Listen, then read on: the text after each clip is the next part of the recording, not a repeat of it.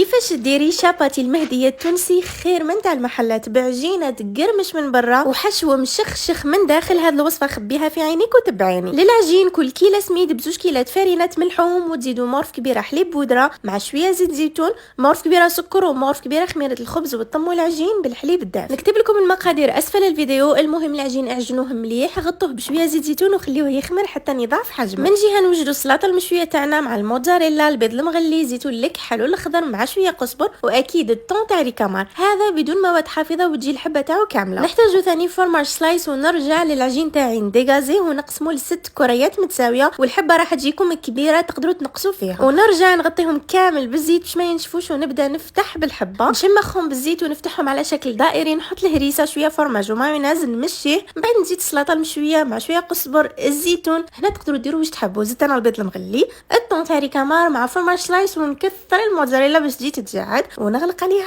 بهذه الطريقه. وديريكت نحطها على الطاجين اللي يكون سخون هكا باش تتحمر وتجي تقرمش. نحمرها مليح على كل الاطراف وشوفوا لي كيفاش جات تقرمش وبزاف بنينه ومشخشخه من داخل. ما تكونيش انانيه، ابعثي الوصفه لصاحبتك باش تجربها مام هي. وهذا ما كان.